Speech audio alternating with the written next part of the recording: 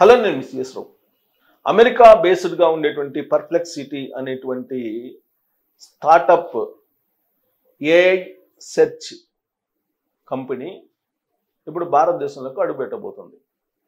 బెంగళూరులో పెట్టుబడులు పెట్టాలా లేదా హైదరాబాద్లో పెట్టాలా అనేటువంటి ఆలోచన చేస్తుంది అనేటువంటి న్యూస్ రాగానే ఆంధ్రప్రదేశ్ మంత్రి నారా లోకేష్ గారు అలర్ట్ అయిపోయారు. ఆంధ్రప్రదేశ్కి ఆ పర్ప్లెక్సిటీని తీసుకురావాలి అనేటువంటి ఉద్దేశంతో ఆయన ప్రయత్నాలు ప్రారంభించారు అనేది ఇప్పుడు లేటెస్ట్ అప్డేట్. ఆంధ్రప్రదేశ్కి కంపెనీలు అనేక క్యూ కడుతూ ఉన్నాయి. అక్కడ స్పీడ్ ఆఫ్ డూయింగ్ బిజినెస్ అనేటువంటి ఫార్ములా తోటి ఇండస్ట్రియలిస్టులని ఆహ్వానిస్తూ ఉన్నారు. ఆ క్రమంలో గూగుల్ డేటా సెంటర్ని వైజాగ్లో పెట్టడానికి అన్ని ఏర్పాట్లు జరిగిపోయాయి. మరోవైపు టీసీఎస్ ఆల్రెడీ అక్కడ ఆపరేషన్స్ని స్టార్ట్ చేసింది.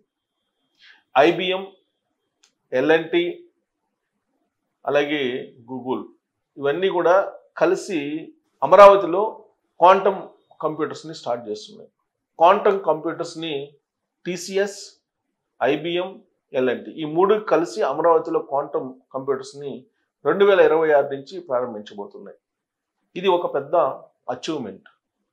ప్రపంచంలోనే ఒక పెద్ద కేంద్రంగా ఆర్టిఫిషియల్ ఇంటెలిజెన్స్కి లేదా క్వాంటమ్ కంప్యూటర్స్కి కేంద్రంగా అమరావతి మారబోతుందని చెప్పి ఆ రాష్ట్ర ముఖ్యమంత్రి చంద్రబాబు నాయుడు గారు పదే పదే చెప్తూ ఉన్నారు. టెక్నాలజీకి పెద్దన్నగా కేంద్ర ప్రభుత్వం, కేంద్రంలో ఉన్నటువంటి పెద్దలు చంద్రబాబు నాయుడు గారిని గుర్తిస్తూ ఉన్నారు. పీయూష్ గోయల్ గారు సిఐఏ సమావేశంలో 2 రోజుల క్రితం ప్రశంసించారు చంద్రబాబు నాయుడు గారిని. టెక్ పెద్దన్న అనేటువంటి ఒక ప్రశంస ఇచ్చారు. టెక్ గురు అనేటువంటి ప్రశంస నరేంద్ర మోడీ గారి నుంచి ఇటీవల కాలంలో చంద్రబాబు నాయుడు గారికి యోగాంధ్ర సందర్భంగా లభించింది.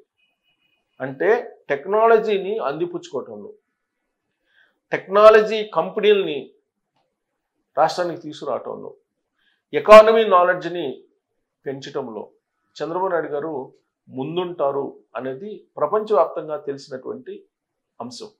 అందుకే ఇప్పుడు పర్ప్లెక్సిటీ అనేటువంటి కంపెనీ కానీ లేదా గూగుల్ కానీ లేదా మైక్రోసాఫ్ట్ కానీ ఏ కంపెనీ అయినా సరే ఆంధ్రప్రదేశ్ వైపు చూస్తూ ఉన్నాయి. అక్కడ చూడటానికి కారణం ఏంటి అని అంటే చంద్రబాబు నాయుడు గారి గుడ్ విల్, లోకేష్ గారు ఇనిషియేట్ తీసుకోవటం, అమెరికాలో ప్రత్యేకమైనటువంటి విభాగాన్ని ఏర్పాటు చేసి ఆ అమెరికా బేస్డ్ కంపెనీలని ఆంధ్రప్రదేశ్కి తీసుకొచ్చేటువంటి ప్రయత్నం డే 1 నుంచి జరుగుతుంది. అందుకే ఇటీవల కాలంలో అమెరికా వెళ్ళారు లోకేష్ గారు, సింగపూర్ వెళ్ళారు, అలాగే దావోస్ వెళ్ళారు. ఈ ప్రయత్నాలన్నీ చేస్తూ ఉన్నారు. నవంబర్ 14, 15 తారీఖుల్లో విశాఖపట్నంలో ఒక పెద్ద పారిశ్రామిక సదస్సు జరుగుతుంది.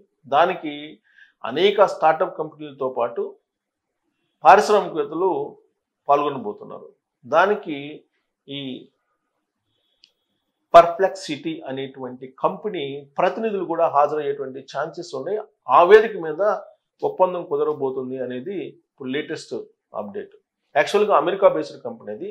అమెరికా బయట ఈ స్టార్టప్ సెర్చ్కి లేదు. ఏఐ సెర్చ్ స్టార్టప్ ఇది, ఏఐ సెర్చ్ స్టార్టప్ ఇది. సో కాబట్టి ఏఐ సెర్చ్ స్టార్టప్ కంపెనీ కొన్ని $1 మిలియన్ పెట్టుబడిగా పెట్టబోతుంది.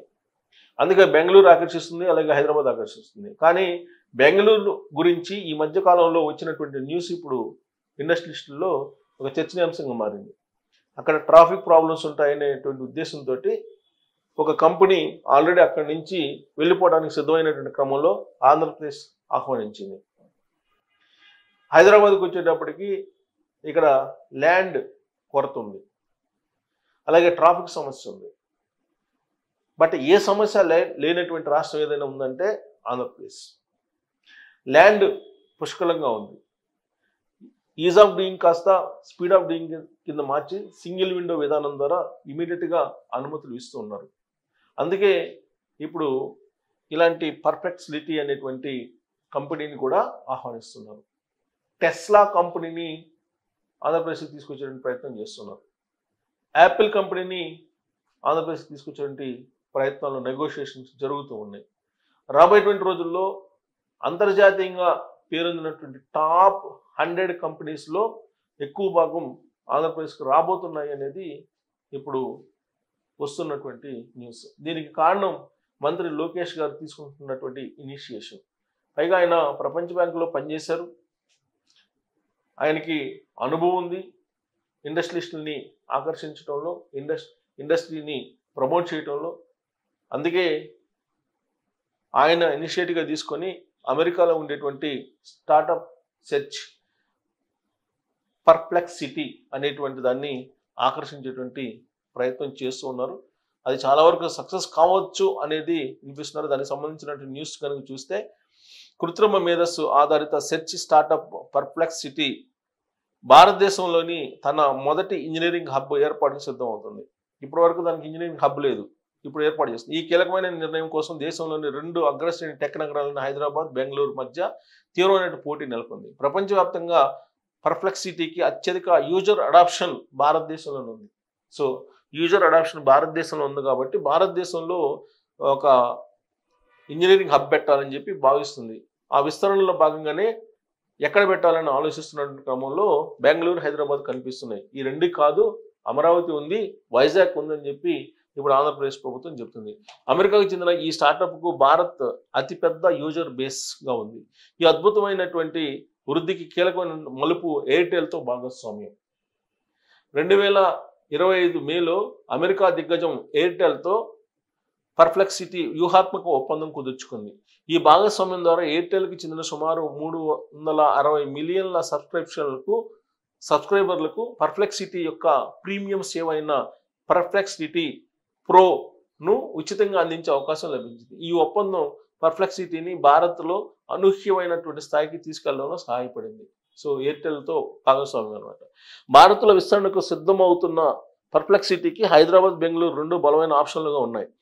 హైదరాబాద్ ఇటీవల ఎమర్జింగ్ టెక్నాలజీ, గ్లోబల్ ఏఐ కంపెనీలకు హబ్గా వేగంగా ఎదుగుతుంది. అనేక అంతర్జాతీయ సంస్థలు తమ రీసెర్చ్ అండ్ డెవలప్మెంట్ సెంటర్లను ఇక్కడ ప్రారంభించాయి హైదరాబాద్లో. బెంగళూరు దేశంలోనే ప్రాచీన టెక్ క్యాపిటల్గా సుప్రసిద్ధం. స్టార్టప్లు, ప్రపంచ స్థాయి ఇంజనీరింగ్ ప్రతిభకు కేంద్రంగా నిలుస్తోంది. ఈ 2 నగరాల మధ్య ఎంపిక పర్ప్లెక్సిటీకి $1 బిలియన్ స్థాయి పందెం వంటిదిగా నిపుణులు భావిస్తున్నారు. ఎక్కడ హబ్ పెడితే స్థానిక ప్రతిభ, కార్యాచరణ సౌలభ్యం, భవిష్యత్తు అభివృద్ధికి ఏది అత్యంత అనుకూలం అనేది కంపెనీ నిర్ణయాన్ని ప్రభావితం చేస్తుంది. ఇంజనీరింగ్ హబ్తో పాటు పర్ప్లెక్సిటీ భారత్లో మరికొన్ని పెట్టుబడులకు విస్తరణకు ప్రణాళిక రచిస్తుంది. ఢిల్లీలో పాలసీ ఆఫీస్ తెరవనున్నారు. భారతదేశంలో నియంత్రణ, విధానపరమైన అంశాలపై దృష్టి పెట్టడానికి కంపెనీ ఢిల్లీలో పాలసీ ఆఫీస్ ఏర్పాటు గురించి ఆలోచిస్తుంది. ఏఐ ఇన్వెస్ట్మెంట్ ఫండ్ ఏర్పాటు చేస్తుంది. దేశంలోనే స్థానిక ఏఐ కేంద్రీకృత స్టార్టప్లకు మద్దతుగా ఒక ప్రత్యేక ఇన్వెస్ట్మెంట్ ఫండ్ను ప్రారంభించే అవకాశాన్ని కూడా పరిశీలిస్తున్న సమాచారం. భారత్ ఇప్పుడు పర్ప్లెక్సిటీకి కేవలం మార్కెట్ మాత్రమే కాదు, దాని భవిష్యత్తు వృద్ధికి కీలకంగా మారింది. ఈ విస్తరణ ప్రణాళికలు కంపెనీ ప్రపంచ వ్యూహంలో భారతదేశానికి ఉన్న ప్రాధాన్యతను స్పష్టంగా ప్రతిబింబిస్తున్నాయి. భారతదేశంలో స్థాపించబోయే ఈ హబ్ పర్ప్లెక్సిటీ యొక్క అంతర్జాతీయ విస్తరణలో కీలక పాత్ర పోషించబోతుంది. ఇది పర్ప్లెక్సిటీ యొక్క హిస్టరీ. సో ఇంత ప్రాముఖ్యత ఉన్నటువంటి ఈ కంపెనీ భారతదేశానికి రాబోతుంది. పాలసీ కంపెనీని ఢిల్లీలో పెట్టబోతుంది. విస్తరణ మరి హైదరాబాద్, బెంగళూరు అనేది కాదు.